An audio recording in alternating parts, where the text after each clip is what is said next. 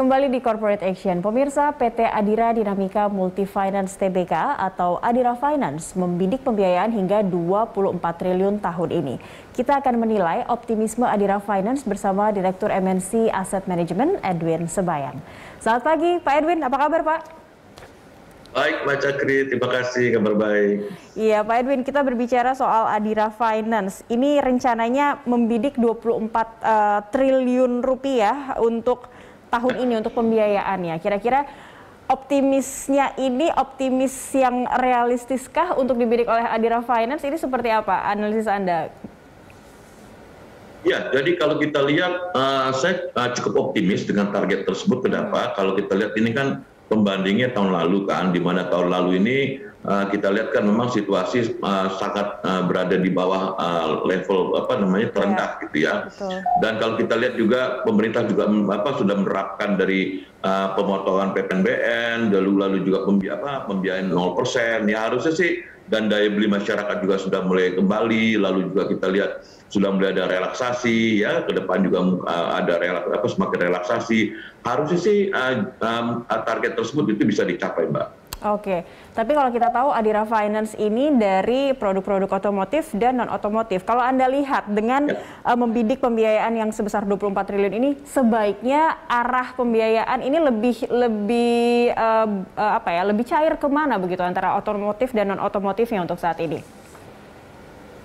Itu memang harus fleksibel Mbak ya. Kalau otomotif sendiri kita mesti bagi lagi apakah memang mobil baru atau mobil bekas. Kalau kita mobil bekas ini kan marginnya besar kan ya gitu loh, dan lebih terjangkau juga ya kan. Mobil baru ini menurut saya sih mungkin marginnya kecil, tetapi itu akan seiringan Mbak, karena kita lihat di semester 1 kemarin aja jumlah mobil baru yang terjual itu naiknya hampir sekitar 50%. Target sampai akhir tahun itu naik kurang lebih sekitar 39% untuk penjualan mobil baru. Nah, mobil bekas tampaknya juga walaupun terjadi pemotongan PPNBM juga nggak terlalu terpengaruh Mbak, karena mereka punya segmen dan kelas masing-masing gitu. Jadi harusnya sih kalau menurut saya sih mungkin akan perlu di mix Mbak ya, tentang hal tersebut ke targetnya Mbak. Oke, tapi kalau untuk yang non-otomotif misalnya, kita juga tahu Adira Finance ini ada kredit-kredit seperti itu ya Pak ya. Tapi masyarakat kita sekarang ini masih enggan tidak sih untuk akan berhutang atau punya kredit untuk saat ini? Kira-kira apa yang bisa dilakukan oleh Adira Finance untuk bisa kembali menarik calon kreditur mereka misalnya seperti itu? Jadi kalau kita bicara kredit itu kita bicara dari dua sisi Mbak, antara demand dengan supply. Nah kita lihat sekarang memang supply itu besar sekali, artinya memang kondisi saat ini tuh liquid sekali gitu loh. Tapi persoalan adalah demand itu ya, karena demand itu memang masih cukup rendah ya. Walaupun nanti menurut saya akan berangsur naik, dan juga kenapa mereka juga masih rendah, mereka juga melihat masih ada sedikit ada ketidakpastian ya, dan juga dari sisi supply juga mereka takut NPL mereka nanti akan mengalami peningkatan. Jadi mengapa nggak heran terjadi istilahnya cautious di kedua belah pihak Mbak. Jadi 50-50 begitu ya untuk pembagiannya. Tapi kalau Anda sendiri melihat dampak pandemi ini, kita saat ini juga nampaknya sudah mulai ada pelonggaran sedikit demi sedikit ya, bertahap. Tapi daya konsumsi masyarakat juga belum kembali normal sepenuhnya begitu Pak Edwin. Tapi dampak pandemi terhadap bisnis pembiayaan seperti Adira Finance ini sejauh ini Anda melihatnya seperti apa sih Pak? Ya ini kalau kita lihat daya beli, sebetulnya kita lihat untuk golongan menengah ke atas itu mereka masih kuat sekali.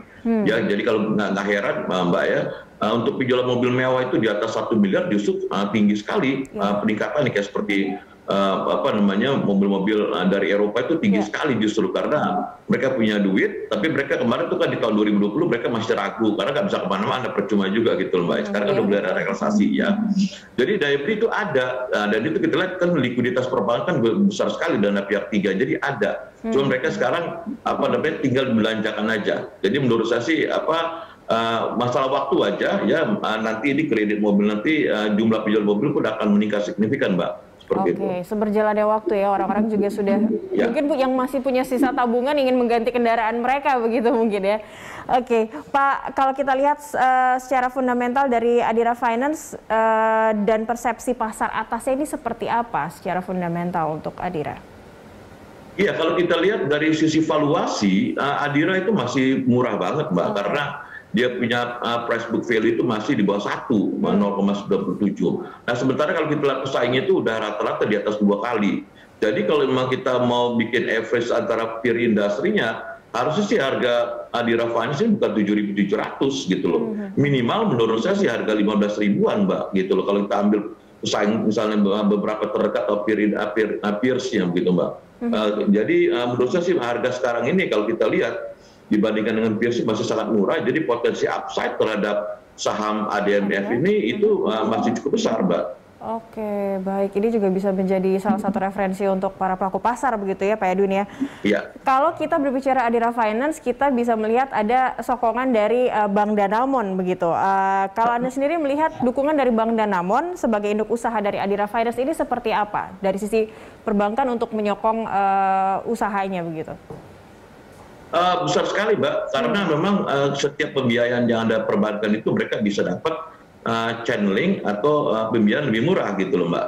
Ya, jadi mereka bisa mendapat pembiayaan lebih murah sehingga margin mereka masih bisa terjaga. Itu pertama. Lalu kedua dari sisi juga kantong kiri kantong kanan, artinya Danamon kan punya juga nasabah atau klien kan. Nah, mereka juga bisa ditawarkan gitu loh untuk produk-produk daripada ADMF sendiri. Jadi sinerginya tuh harusnya sih positif sekali ya, karena kita tahu kan deposan ya atau penabung daripada Bank Danamon kan banyak ya, dan itu saya rasa bisa terjadi sinergi. Jadi itu salah satu pangsa pasar menurut saya yang empuk sekali untuk dituju oleh ADMF, Pak. Ditambah lagi sudah mulai merambah digital dan perbankan secara virtual juga ya. Ini semakin mudah lagi untuk menarik nasabah, depositan dan juga tadi pada kreditur yang memang memanfaatkan Adira Finance. Baik, Pak Edwin, kita masih ada satu segmen lagi untuk membahas terkait seperti apa perkembangan dan prospek dari Adira Finance. Di segmen berikutnya, pemirsa, Dialog Corporate Action akan kembali sesaat lagi. Pemirsa, PT Adira Dinamika Multifinance Tbk telah melantai di Bursa Efek Indonesia sejak kuartal pertama 2004. Rekan Cikal Multazam akan menyampaikan berbagai informasinya untuk Anda. Cikal, silakan. Ya, baik Cakri dan juga pemirsa, saham Adira Finance telah menjadi salah satu pilihan pelaku pasar. Kita simak datanya.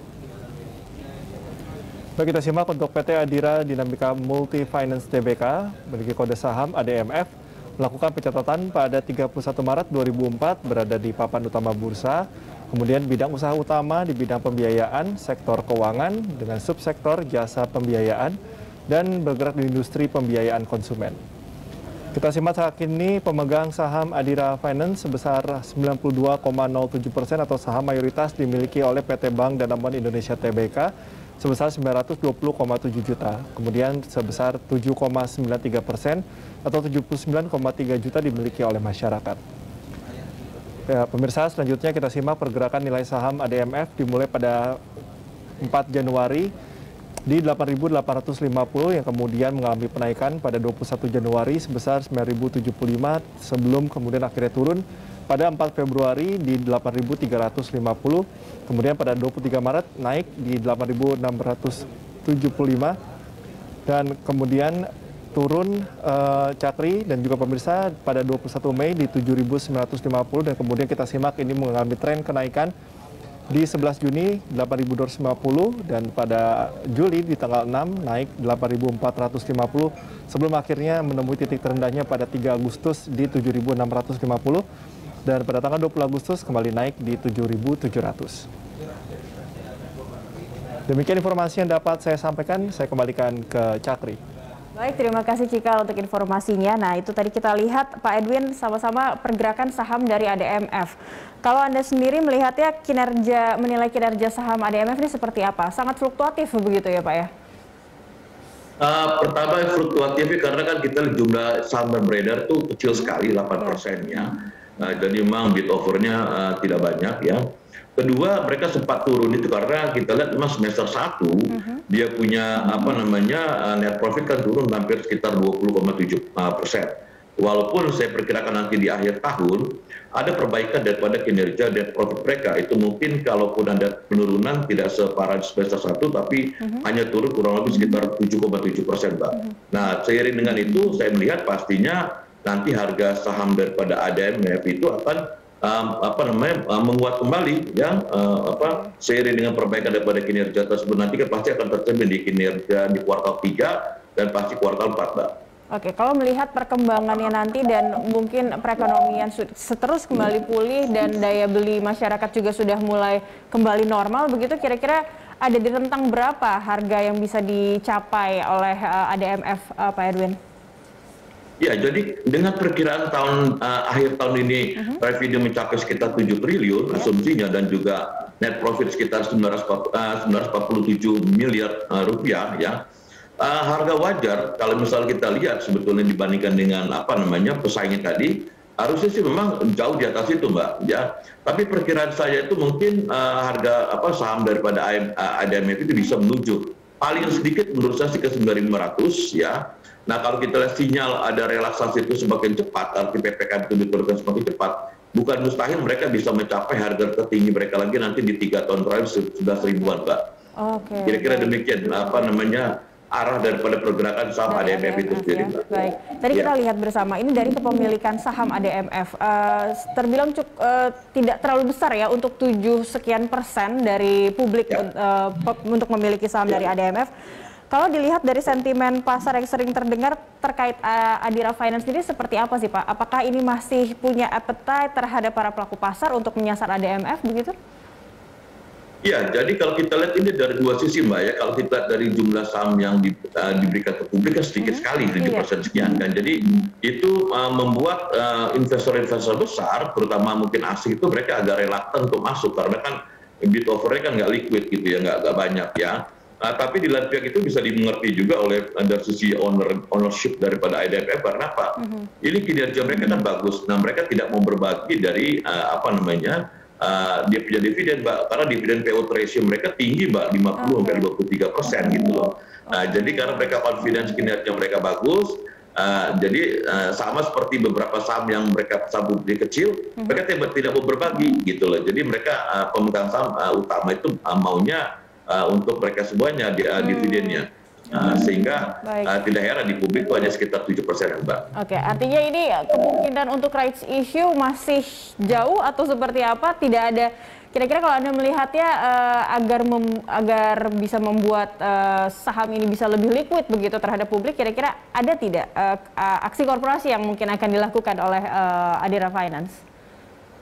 Ya, itu tergantung lagi kebutuhan, Mbak ya. Kalau memang mereka mau mau lebih besar ke publik ya, mereka bisa mungkin dengan melakukan right issue itu pun kalau ada keperluan ya atau kebutuhan, lalu mereka bisa melakukan stock split juga kan harga sekitar 7.700, mungkin mereka stock split 1/5 atau 1/10, tapi juga mereka bisa melakukan placement juga kalau memang investasi mau masuk gitu atau investor besar mau masuk ke saham tersebut. Tapi sekali lagi kembali kepada pemilik dari ADMF, butuh nggak mereka modal saat ini gitu loh, Mbak, sehingga mereka perlu mengundang untuk investor baru masuk ke dalam ADMF itu sendiri. Baik, apa yang dimiliki sekarang nampaknya sudah itu yang diinginkan oleh perseroan mungkin begitu ya. Yeah. Terakhir singkat saja Pak Edwin, rekomendasi Anda untuk ADMF? Iya, kalau kita lihat di mana akhir tahun nanti ada terjadi perbaikan dibanding semester 1 ini harusnya sih kita bisa melakukan pembelian saham tersebut karena mereka sudah potensi downside sudah rendah sekali, sudah kecil sekali, sudah terbatas ya. Sementara potensi upside ini minimal menurut saya seharusnya mereka bisa 9.500. Jadi bisa melakukan aksi buy terhadap saham tersebut, Mbak. Baik, terima kasih banyak Pak Edwin Sembayang sudah bergabung bersama kami di Corporate Action hari ini.